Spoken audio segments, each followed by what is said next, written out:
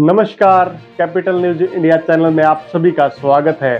समाचारों की इसी कड़ी में आज आपको मिनी मुरथल से वाकिफ करवाना चाहते हैं और आपको बताना चाहते हैं कि रोहतक के अंदर भी मिनी मुरथल बनने वाला है और वो मिनी मुरथल किस पॉइंट को बोला गया है, तो वो वीडियो के माध्यम से आपको बताने का काम हम करेंगे।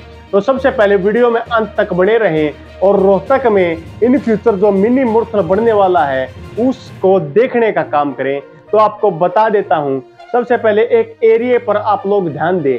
सबसे पहले हम मुरथल की ओर जाते हैं। सोनीपत क्षेत्र का जो वर्तमान में मुरथल का जो पॉइंट है, जिसे होटलों के और ढाबों के नाम से जाना जाता है, अगर उस एरिया की बात की जाए तो जैसे आपने देखा होगा, हमने सोनीपत मास्टर प्लान आपको समझाने का काम किया था। उस मास्टर प्लान में स्पेशल मुरथल के क्षेत्र को ढाबों के लिए अलग से जगह दी गई है। तो इसी पैटर्न पर, इसी तर्ज पर रोहतक का जो मुरथल इन फ्यूचर बनने वाला है और आसपास में जमीन का क्या रेट होगा, तो उस पूरी वीडियो के माध्यम से आपको हम बताने का काम करेंगे।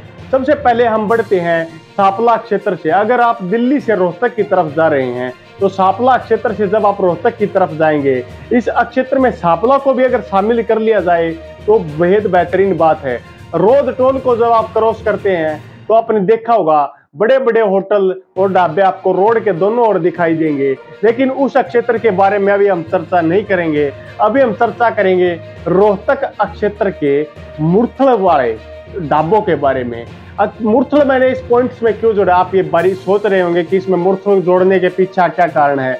तो जिस पैटर्न के आधार पर बात की जाए तो जो सोनीपत का मुरथल क्षेत्र है, जैसे वो विकसित हुआ था उसी पैटर्न पर रोहतक क्षेत्र का बात की जाए। रोहतक बाईपास से पहले रोहतक में जो पानीपत वाला बाईपास आता है, जहां अपने रोड किनारे जहाज खड़े देखे होंगे, उन पॉइंट्स पर हम चर्चा करने वाले हैं। तो बात करते हैं आज सांपला से रोहतक वाले रोड की। इस रोड को ही हम मिनी मुरथल के नाम से पुकार रहे हैं और इस रोड को मिनी मुरथल के नाम से पुकारने के पीछे भी अनेक कारण हैं।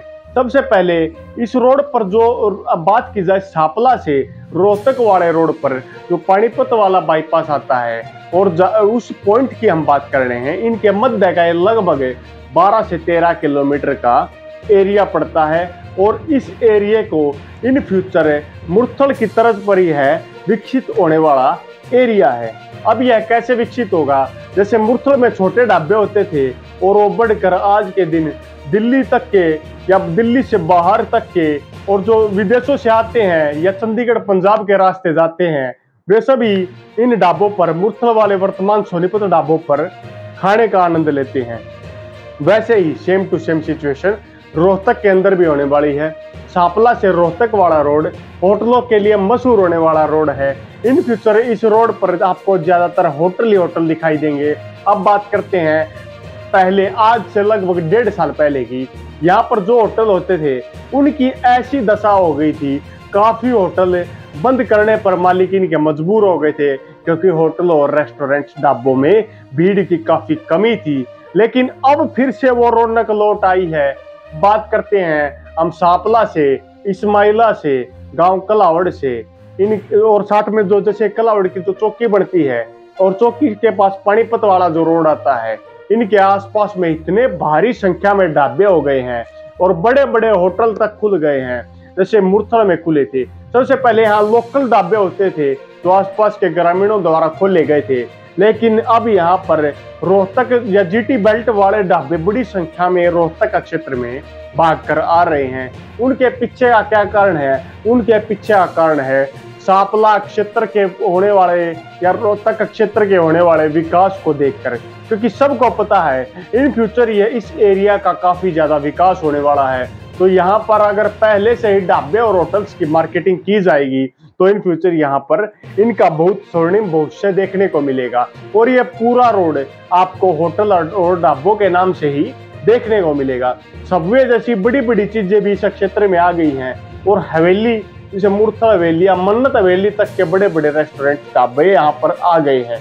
इनके पीछे का भी यही कारण है, क्योंकि इस क्षेत्र की भीड़ बढ़ चुकी है और यहाँ से जो पर्यटक भी आते हैं बड़ी संख्या में NH9 से होकर गुजरते हैं।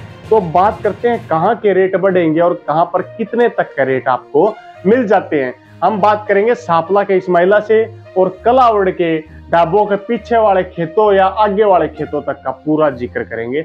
इस एरिया की बात की जाए तो रोहतक क्षेत्र के अंदर यह एरिया पड़ता है और इस एरिया के अंदर पॉइंट्स पर चर्चा की जाए तो सापला से जब हम रोहतक की तरफ बढ़ते हैं तो आपको दोनों तरफ बड़े बड़े ढाबे होटल देखने को मिलते हैं।